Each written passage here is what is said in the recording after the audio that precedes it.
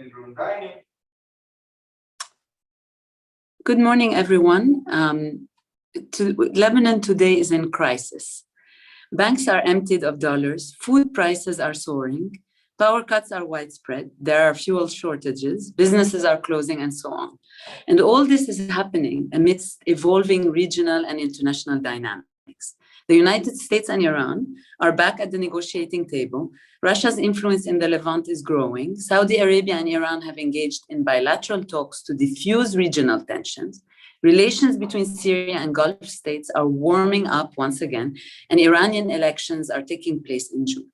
In light of all of this, the question we will try to answer today is what are the regional end goals for key players like Russia, Iran, the Gulf, and Turkey? We're honored to have with us today a panel of distinguished experts who are all well-versed in the politics of the Levant and the international dynamics around them, malign and otherwise. First, Dr. Lina Khatib is Director of the Middle East and North Africa Program at Chatham House. Formerly Director of the Carnegie Middle East Center in Beirut, Lina is co-founding head of the Program on Arab Reform and Democracy at Stanford University. Her most recent publication on Lebanon is a co-authored paper titled Where is the State? Lina will help us hone in on Iran in Lebanon, probably the most significant actor in Lebanon today that has become an intricate part of the tapestry. Emil Hkayem is the Senior Fellow for Middle East Security at the International Institute for Strategic Studies. Emil specializes in political and conflict analysis, relations between Iran and its Arab neighbors, the rise of non-state actors, and the interests and involvement of external actors in the Middle East. Emil will look mainly at the involvement of the Gulf states in Lebanon. Maxim Sushkov is Senior Fellow and Associate Professor at the Moscow State Institute of International Relations. Max is the author of several studies, book chapters, and articles on Russian foreign policy and strategy, as well as Moscow's relation with the US, Turkey, Iran, and Israel. The overall question for our panelists, who will tackle with 7 to 10 minutes opening remarks, which will be followed by questions as well, is where does Lebanon fit strategically within the broader regional context and power struggles? How much does Lebanon matter for each of these players? What makes Lebanon interesting or desirable to each player, if at all? Lina, if I may turn to you, could you please perhaps start us off by talking about Iran? What is really Iran's current strategy in Lebanon, and how much of it is an adaptation to a changed administration? Thank you so much for the invitation. Thanks for this conference hosted by the Middle East Institute, because what's happening in Lebanon is critical and getting even more complicated by the day. And of course, Iran is the major external player in Lebanon these days. If we are to think about Iran's role in Lebanon, it has definitely been growing over the past decades. And I would go as far as say Lebanon's Hezbollah, which is supported by Iran, is the most influential and most powerful political actor in the country. And Hezbollah basically, and here I'm not going to go into the issue of does Hezbollah set the agenda or does it simply apply what Iran does, but we know that Hezbollah is very much in line with Iran's goals in the region.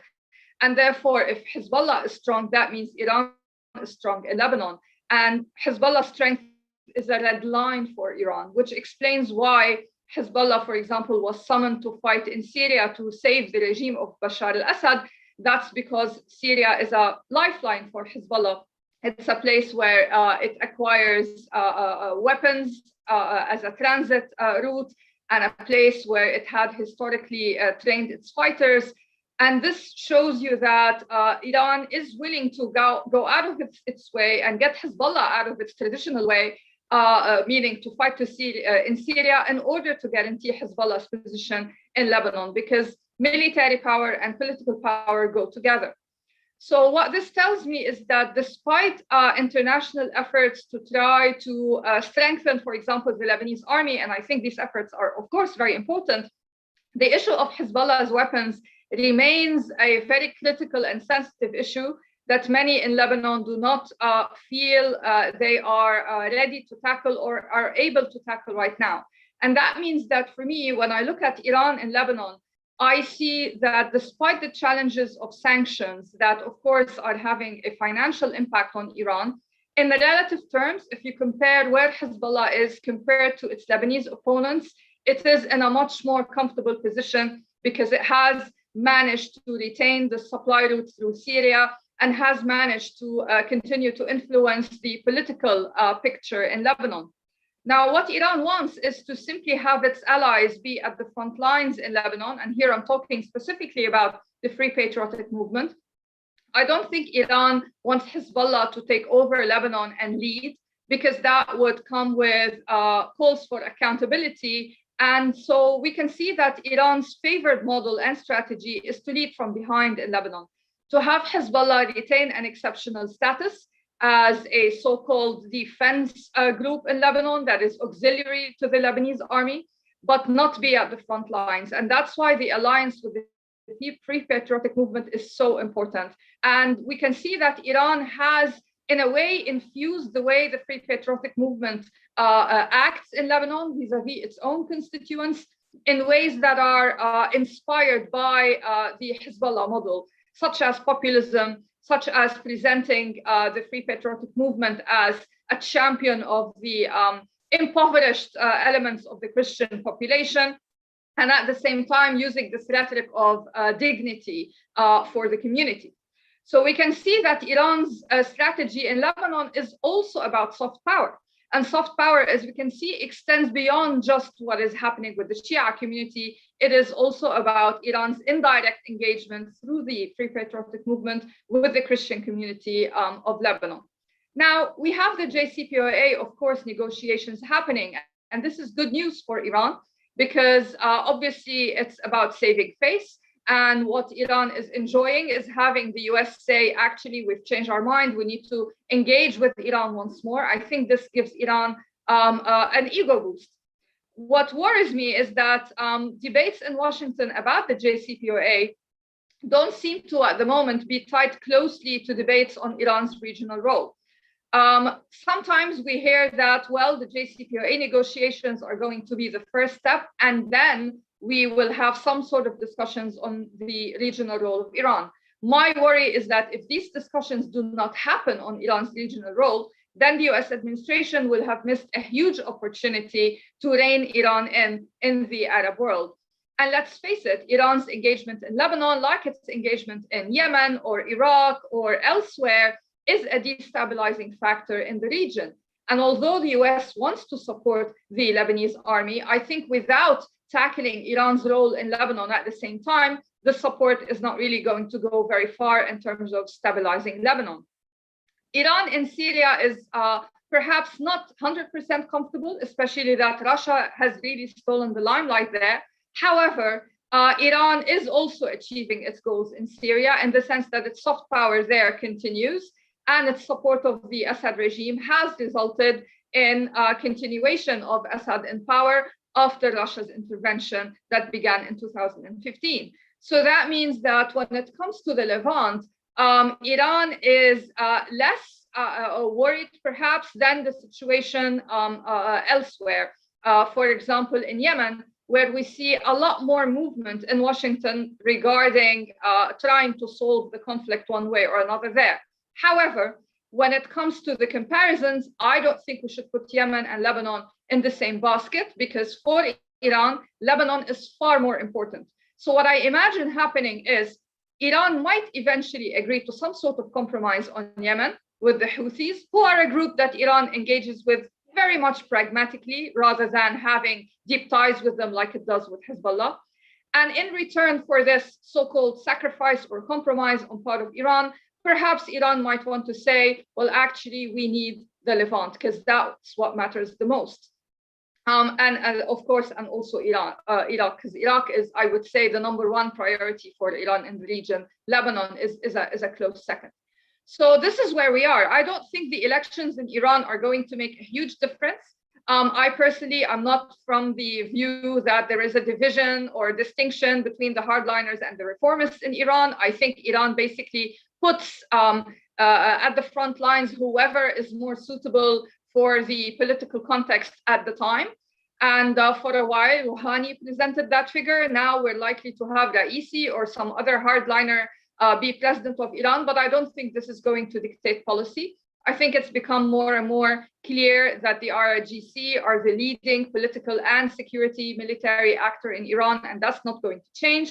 And they are the ones who are going to give the green light or not to whatever new configuration the JCPOA might take.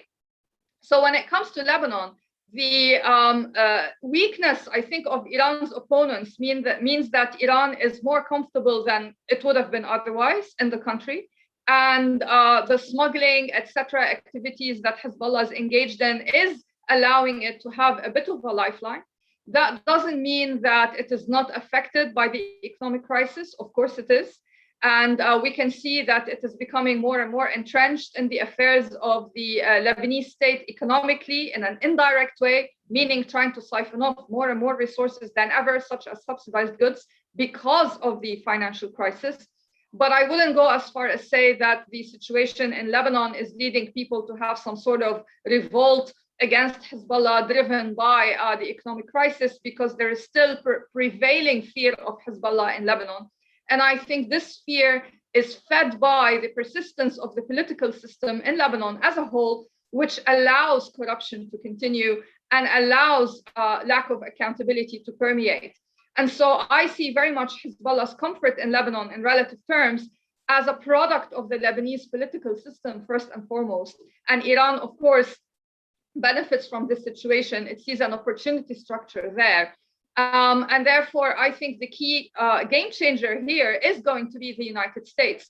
If the United States develops political will to try to really rein in Iran's regional role in the Arab world, then we will begin to see some changes in Lebanon. If that does not happen, then as you can see, Iran is going to find ways to kind of continue its support for Hezbollah, and Hezbollah in turn is going to find ways to continue to overwhelm its political opponents.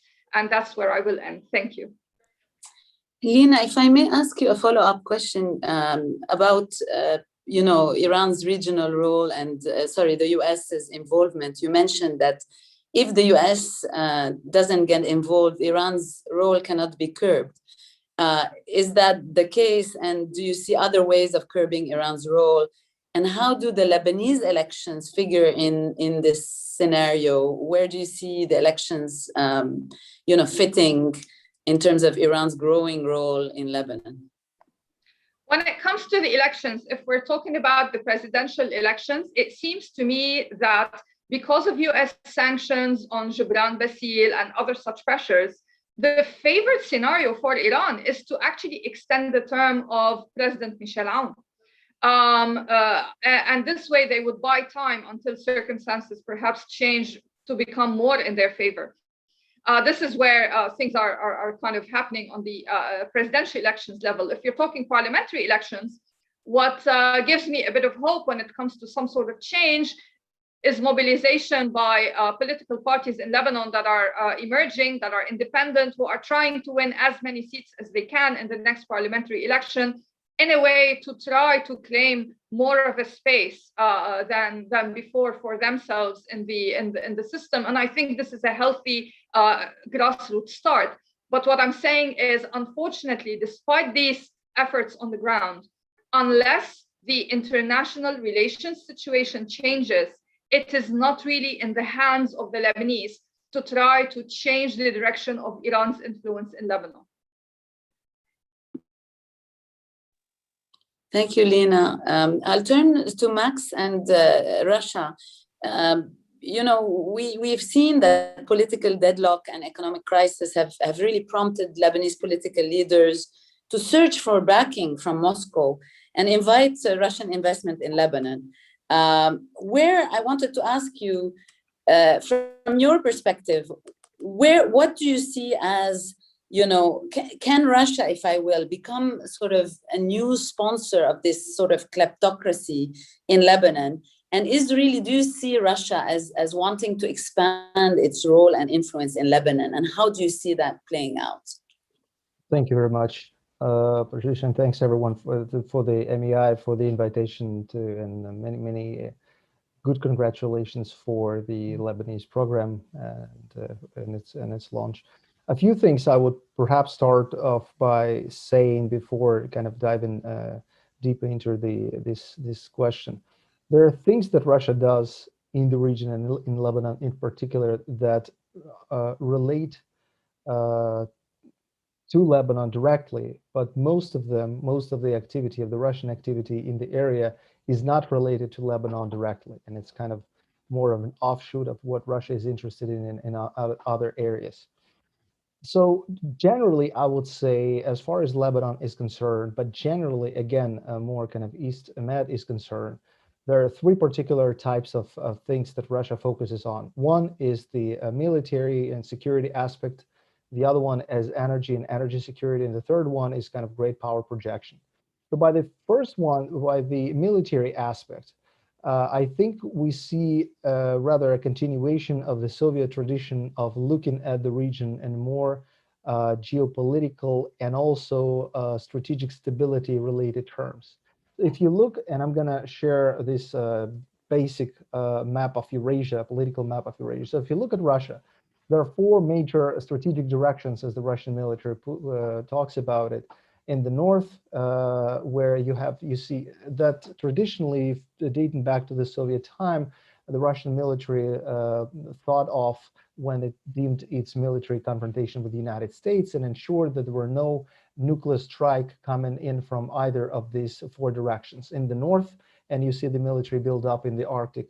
In the east, where you have this spat over the islands with the Japanese and the Russian concern over the Japanese-American military alliance and their ability to strike militarily, including with the use of nuclear arms in that art. In the West, where you obviously the most kind of vulnerable for the Russian military aspect part is because of NATO and the bordering with the Baltic states that are part of NATO. And then you have kind of a huge extension of what Winston Churchill back in the day would call Russia's soft underbelly. He was talking primarily about the Central Asia, but I think the Russian military kind of looks at it more kind of in extended terms from the Black Sea to the Caucasus to the Caspian to the Central Asia. And from the Soviet times, it was more of a kind of an extension down to the south through the Black Sea to the Mediterranean, where the Soviet military and also now I would say the Russian military perceived the Middle East as kind of this geopolitical area where you really need to have either ideally control over, but if that's not possible, at least some presence in at least three, the so-called three choke points, right? In the Suez Canal and the Bab el-Mandeb Strait and then the Strait of Hormuz.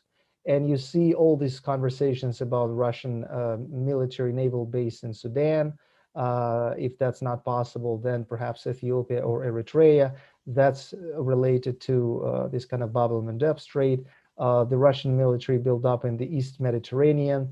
That's about the Suez Canal and also latest military exercises with the Iranians in the Strait of Hormuz that kind of cover up the third point. So in this, and the reason that Lebanon here is important or may be important, that's part of the world that the Russian military deems important for both military, for both potential interceptions of military launches from NATO countries, but also for monitoring military activity of the United States and NATO in general. So there's a really huge military aspect to what Russia is doing in Syria and or to Libya, to Egypt and Lebanon. Here is just one part of it, right? Not the main, perhaps, part of it. The second part is the energy security that I mentioned. And here with these new discoveries or potential discoveries of this new energy reserves, there are different Russian actors, Russian companies, state companies or private companies that are affiliated with the Kremlin are very much interested in all kinds of cooperation and with the Lebanese just to have a share there, and but also more kind of strategically, the Russians want to ensure that there are no immediate energy projects coming in from that part of the world to Europe that may challenge Russia's own pipeline dominance and energy dominance over Europe. So that's also kind of energy, but also energy security related, perhaps. And the third factor is the power projection that I mentioned. And here, perhaps you see all kinds of things. One is that Russia sees the situation in Syria and the crisis in Lebanon as kind of a joint puzzle.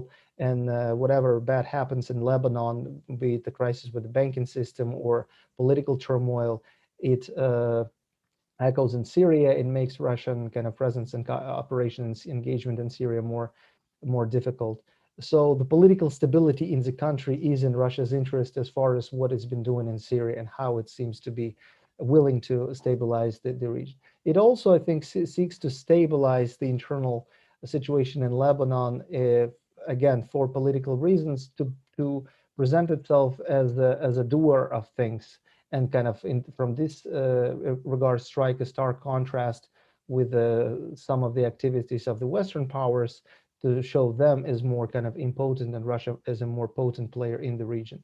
And you mentioned Jerome Basil, but in one of his visits to Moscow, he said an interesting thing. He said Lebanon is interested in cooperation with Russia because they believe that Moscow is able to impact, quote, an overall climate in the region that may help Lebanon emerge as more stable.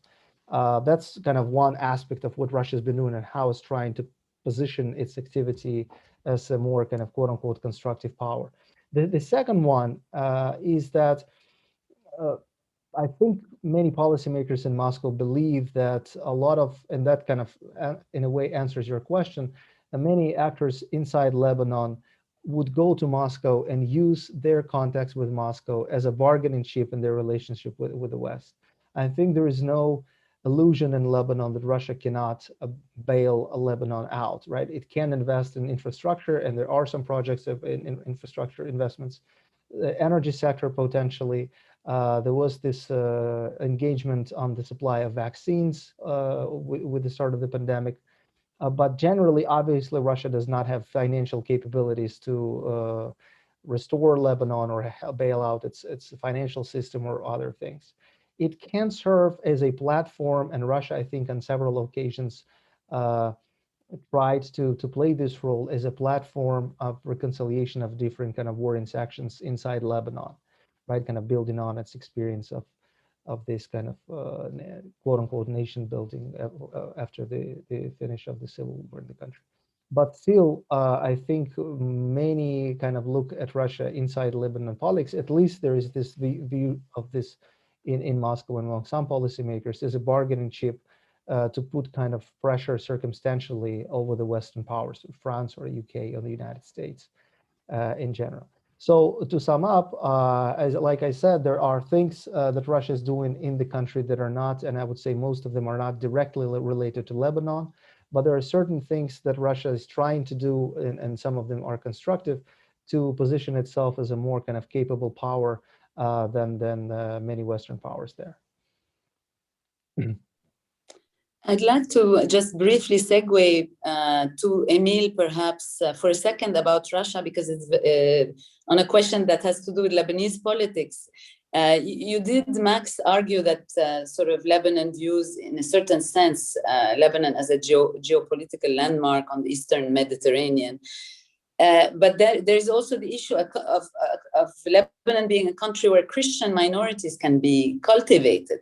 And so I want to ask maybe Emil as to whether there's a concern sort of for Eastern Christianity and protecting minorities behind an engagement of certain parties like the Tayyar in particular. I don't know if, Emil, you have some thoughts. Max, if you do, please jump in as well. Well, thanks, Patricia. I do think that this is an argument, the protection and prosperity of, Christian minorities, majorities, depending on the country, as an important driver of Russian policy. I would suspect that this is kind of true as a validator, but that's mostly an illusion that many in the regions build up in their own head.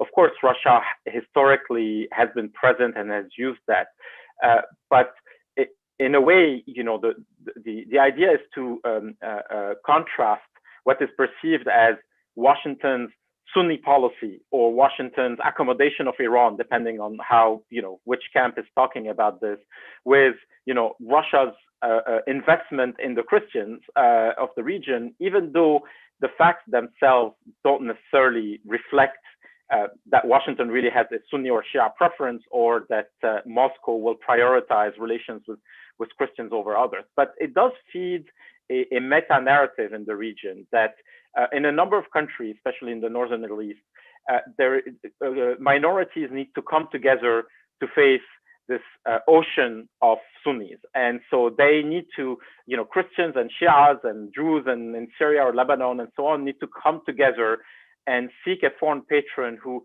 appreciates that diversity.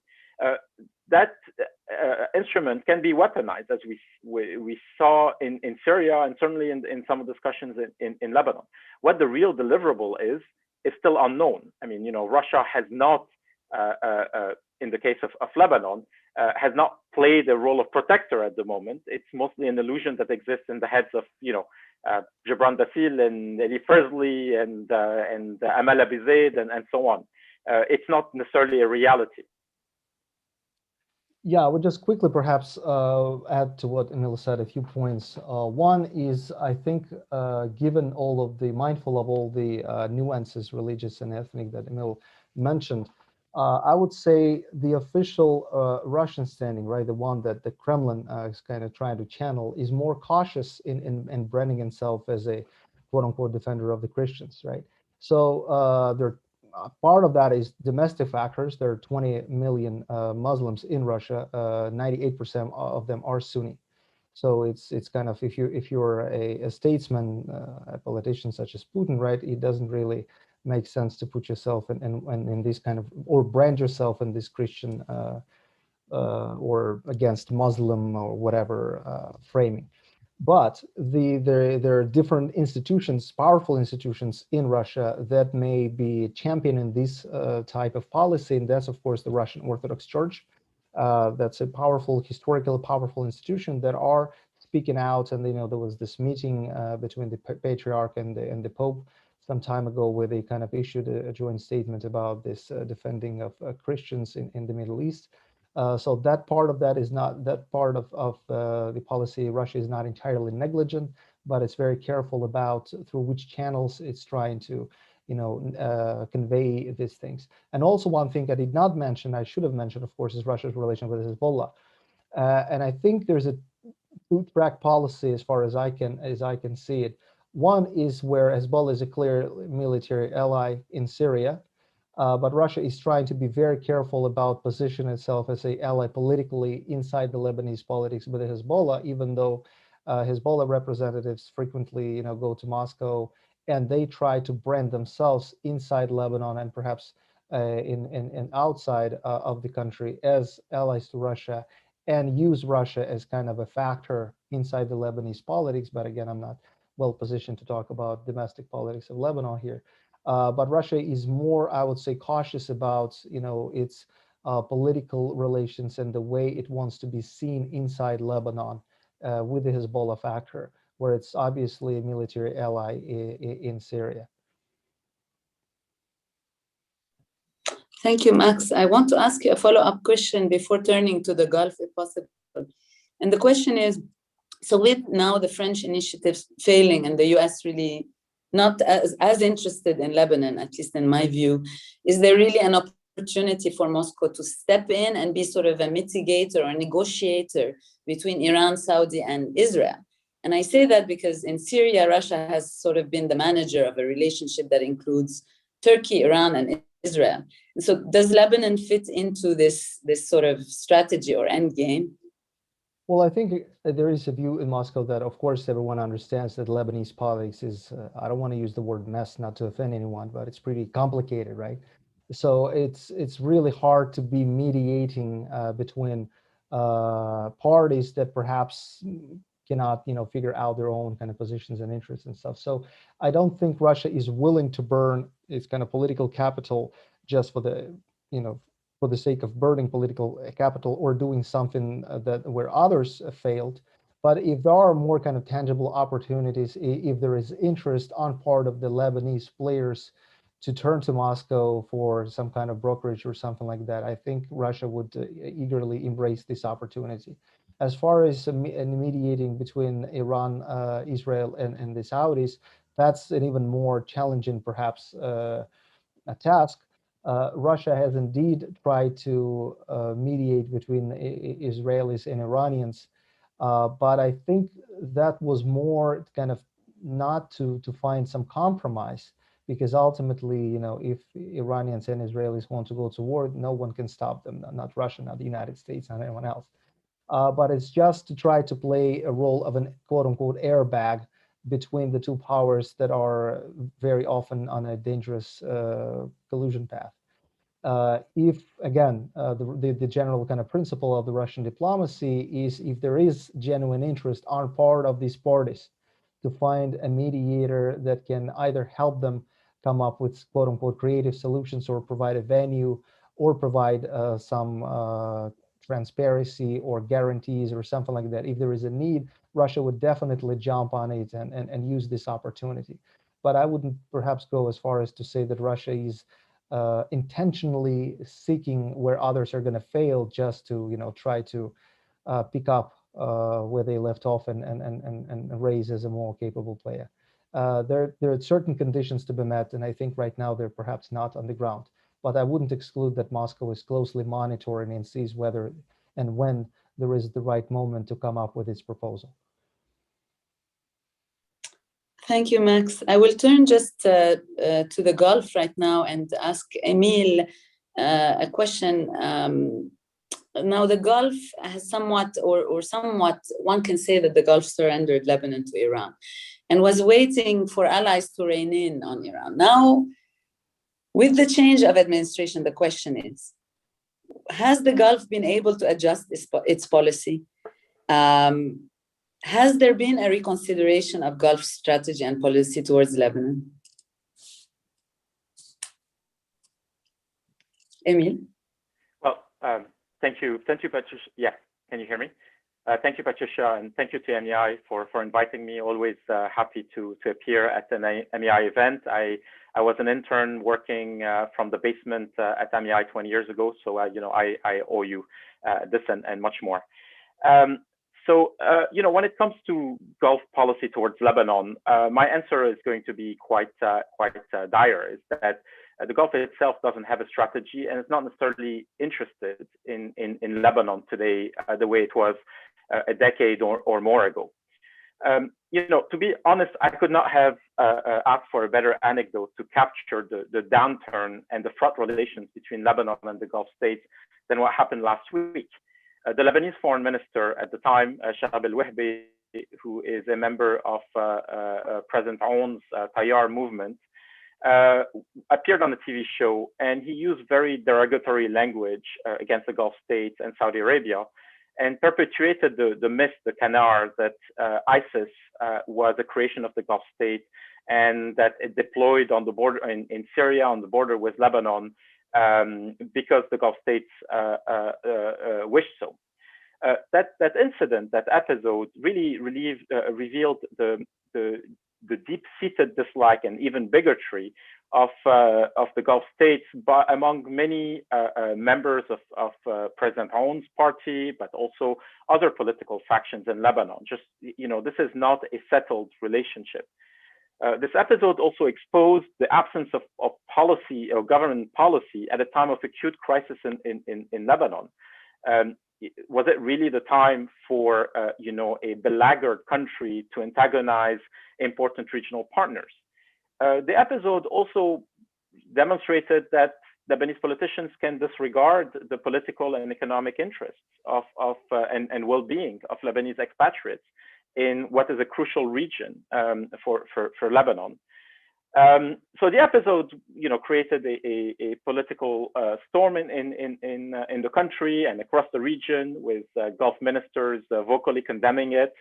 And it led also to the resignation of the foreign minister and to pretty, serious embarrassment for President Aoun and his political allies. Well, actually, I can think of another similarly embarrassing episode. That one received a lot more attention in the press. That was the detention of then Prime Minister Saad Hariri in Riyadh in 2017, which was a turning point for the relationship. Look, to be honest, today, what sustains relations between Lebanon and the Gulf states, it's a legacy. It's the emotional, personal, economic attachments and entanglements between Lebanon and the Gulf states that date back to the 40s and 50s. It's not really Lebanon's political importance, which was always overstated. And with the regional turmoil, it's quite clear that Lebanon is not that important on the Middle Eastern map. The Lebanese are no longer the darlings of the Gulf states. The skill set, the networks that the Lebanese and other Levantines obviously brought in the 50s, 60s till the 90s, these things are broadly available. Others across the world come to the Gulf states providing those. The Lebanese are no longer the most sought after traders, fixers, intermediaries, etc. for the Gulf states. And the Gulf states are mature economic players. They have many options. They can pick and choose. The Lebanese are no longer a prized commodity. There's another dynamic here, which is generational change among Gulf leaders. There are new leaders in Saudi Arabia, in the UAE, in Qatar, in Kuwait, who are less personally, emotionally, politically, and culturally attached to Lebanon, the way the generation of Sheikh Sabah in Kuwait and Saud al-Faisal and others was. And this new generation of leaders is more willing to challenge this policy heritage of their predecessors and to right-size the relationship with Lebanon. They feel that the Gulf states had overinvested in Lebanon all this time. Now, from a policy perspective, the real breaking point was 2016. I think it's important to understand the context in which everything went south. In 2016, you had a succession of events and the emergence of dynamics that really set the tone for the relationship. First, Lebanon abstained from or even went against the Arab League consensus after the attacks on the Saudi diplomatic facilities in Iran in January 2016. And that was badly received in the Gulf states. Lebanon was the outlier on that. You also had an increasing role of Hezbollah in Yemen and the failure of the Lebanese government to restrain it. And so for Saudi Arabia and the UAE, which were engaged in that war at that time, that was really problematic. You did have the JCPOA, which was signed in 2015, but really came into action late 2015, early 2016, that suggested or created the Gulf perception that the US was ready to accommodate Iran across the region, including Lebanon. And then, importantly, next door in Syria, the Russian and Iranian intervention in 2015 started producing results in 2016. And once the power shift in Syria happened, when it was clear that the survival of Assad was guaranteed and so on, this had an impact on the domestic game in Lebanon with the weakening of the anti-Syrian camp there. And the anti-Syrian camp, which was aligned with Saudi Arabia. And then finally, you had the 2016 compromise between Michel Aoun and Saad Hariri, which brought Aoun to the presidency and Hariri to the prime ministership. The Saudis didn't like it, but didn't really oppose it because they were already in the process of letting go of Hariri. The thinking towards Hariri was, okay, you're on your own, okay? You can't deliver, let's see what you can do. But they were no longer that invested in it. And obviously, all these dynamics, and especially the 2016 deals, just dragged Lebanon and took Lebanon in very problematic directions. And in 2017, it all culminated in the debacle in Riyadh when Saad Hariri was detained. And what followed after this, Saudi Arabia obviously failed in this power play, but Saudi Arabia after that divested from Lebanon. So all in all, what you have today, you have a major sense in the Gulf states that the previous political and economic investment in Lebanon, their political and economic investments, have not delivered and will never deliver. They're very high costs to operating in Lebanon, and the returns are very low. And among those costs, there are political, economic, but also reputational costs. The second point is that Lebanon's domestic balance no longer matters that much given the upheaval in the region. There's so many more important conflicts that will set the trajectory of the region. And perhaps more broadly, the northern Middle East, where you have weak states and fragile, divided societies, in a way is lost to the Gulf states. They can't compete with Turkey. They can't compete with Iran. They can't compete if the Americans and the Russians and those others are involved. So it's too difficult and too costly to recover a position there.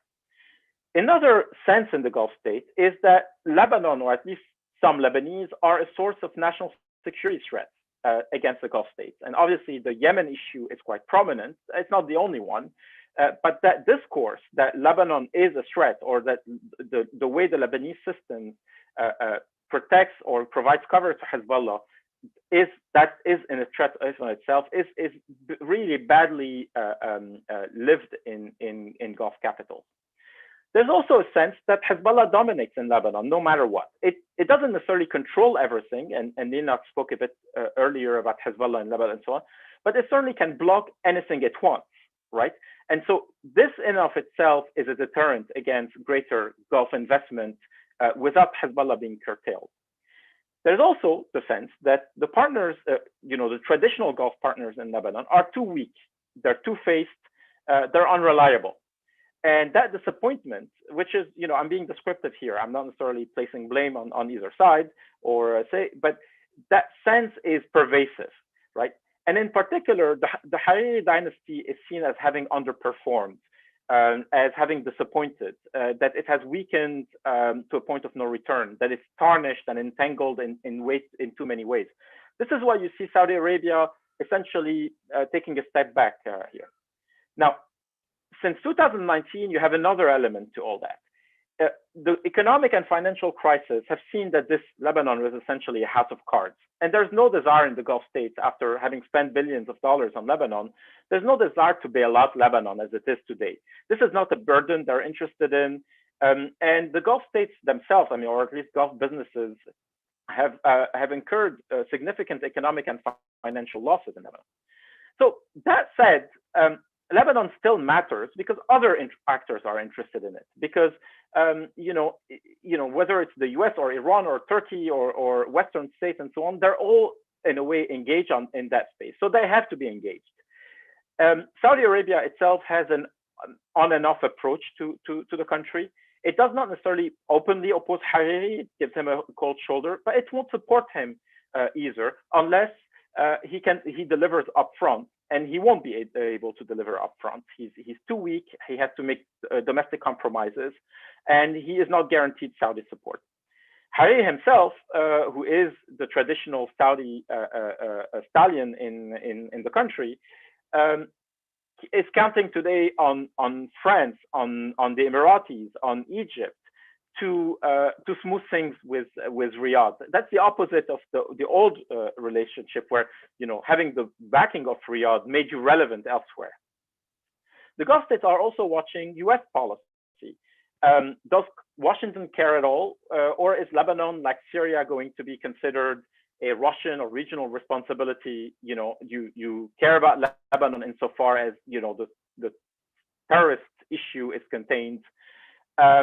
So all eyes right now in the Gulf are on the JCPOA, a new nuclear agreement, or the revival of the JCPOA.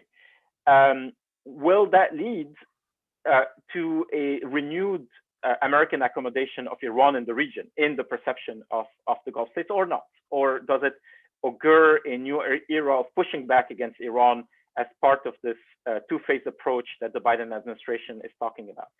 There are also keen interest and concern about Turkish outreach in Lebanon. Is it direct competition to the Gulf outreach? Can Turkey co-opt some of the networks that the Gulf states had invested in and so on? Look, the crude reality, and I'll end on this, is that the Gulf states are not gearing up to help Lebanon today. They're waiting for Lebanon to accept an IMF package. They're looking at the French or the Americans or others to deliver something. They don't really want to own that process. Even Qatar, which in 2008 had brokered the so-called Doha agreement, which was quite traumatic in and of itself, is not really interested in taking the lead in that. So this era of generosity, which came with a lot of entanglement and corruption and problems, is essentially over. And that's really disorienting for the Lebanese, because they had relied on the Lebanese on the Gulf states forever as their safety net, and they realized, well, it's no longer there. Thank you. Emil, you mentioned Turkey, which I want to go back to, but in the meantime, I want to ask you, and perhaps Lina can also jump in afterwards, about China. And there's also a question in the audience about this. So with Lebanon experiencing the combination of economic crisis, pandemic, protests, port explosion, really Lebanon is being pushed away from a status of emerging market to close to being a failed state. And again, here, China may see the opportunity to provide assistance to Lebanon and expand simultaneously its influence regionally. So what, in your view, how do Chinese efforts and strategy for Lebanon look at this juncture? And could cozying up, if that's in the horizon, could cozying up to the Lebanese political establishment really prove detrimental to Chinese efforts in the country?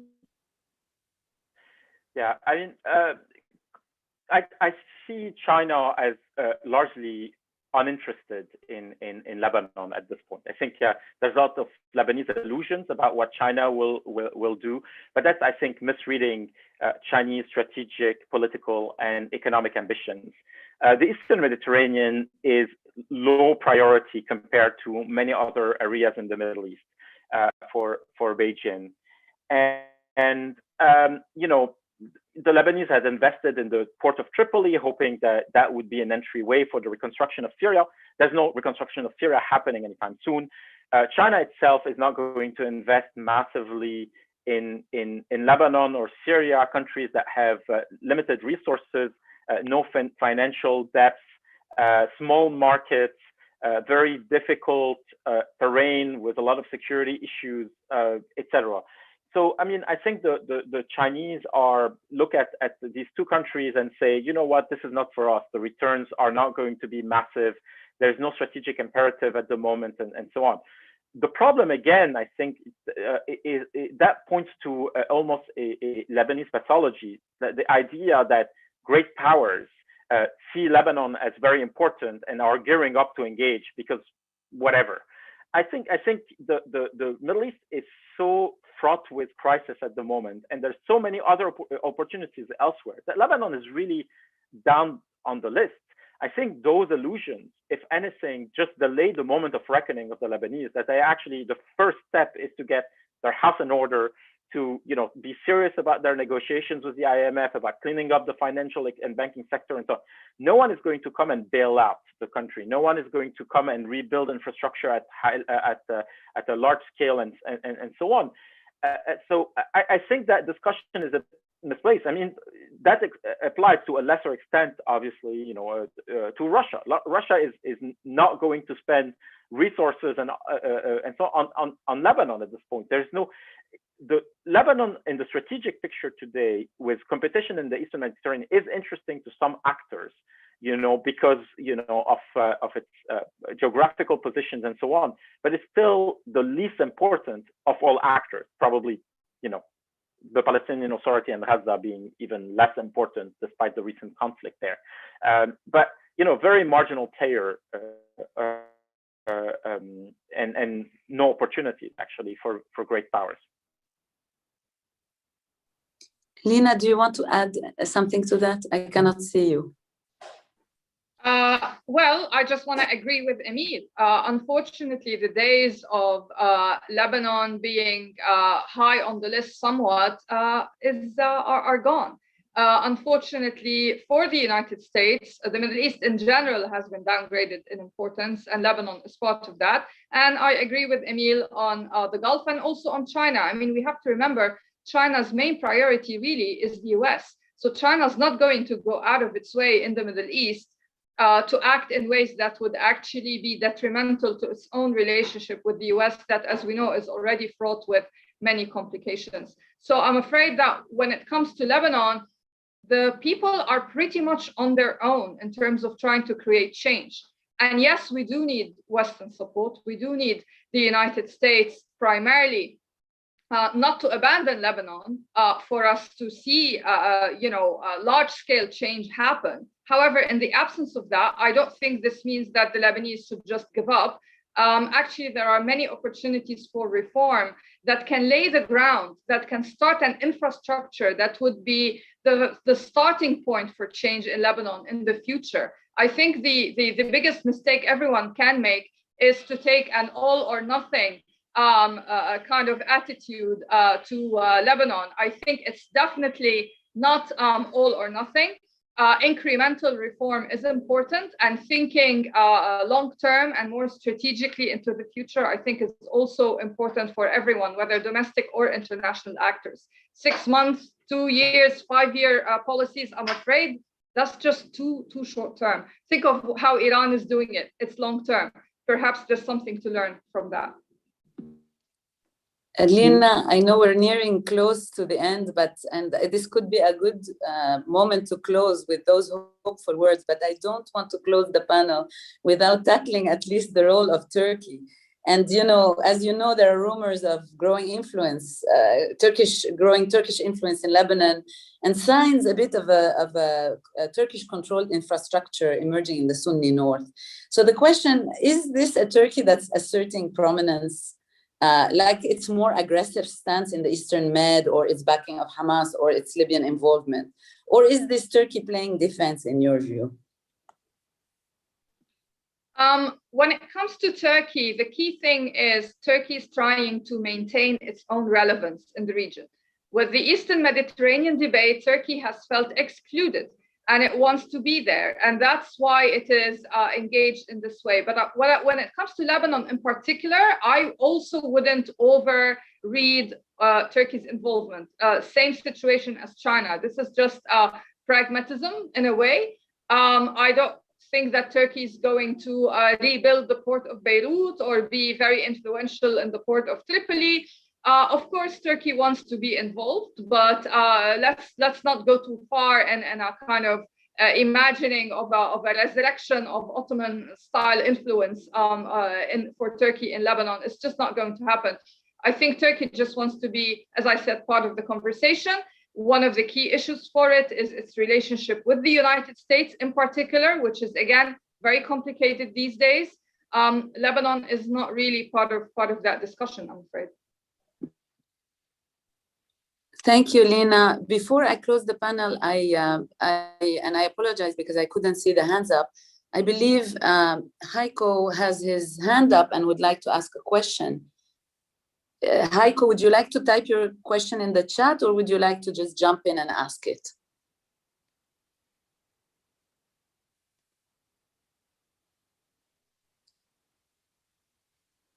I don't know if there's a capability for people to sort of jump in, but Emil, may I ask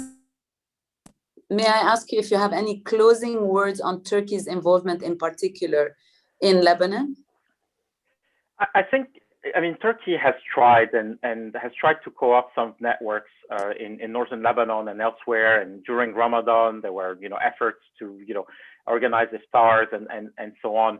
And, I think at a superficial level, Turkey is interested. And as the competition in the Eastern Mediterranean heats up, it's good to have, at least the appearance of a presence there.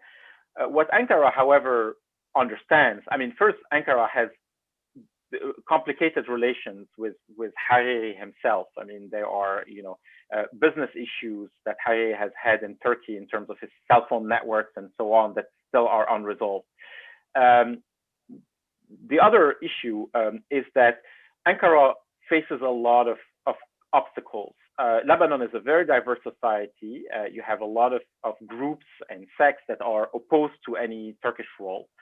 There is the legacy of the Turkish power stations that have provided electricity in Lebanon, which for a few years there are really big scandals or question marks about that. I mean, how much mismanagement and corruption and so on existed around this. I mean, Turkey as a modern power with, industry and so on could be a useful partner for Lebanon. But President Erdogan himself is both very ambitious and very defensive at the same time. And I think Lebanon, he still understands or appreciates that Lebanon is too complicated.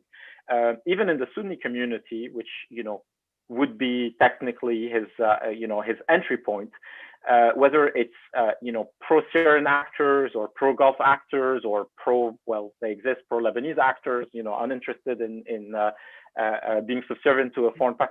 It's very difficult to find a way in for Turkey as things stands at the moment. That's not the issue. The issue is the headway, the massive advance that Iran has over all other actors. It has, spent 40 years developing a network of influence, pouring in resources, soft power, ideology, hard power, everything that you can think of, and it has consolidated its presence. Other parties don't have the expertise, the strategic patience, necessarily the nastiness, etc., to exist in the same space. That applies to Turkey and to the Gulf states. Thank you, Emil. I believe we've run out of time, so I would like to take this opportunity to thank everyone on the panel for their insightful contributions. And I'd like to apologize as well for my internet connectivity issues, but I'm very glad I was able to join. And thank you, MEI, for organizing this panel. Thank you.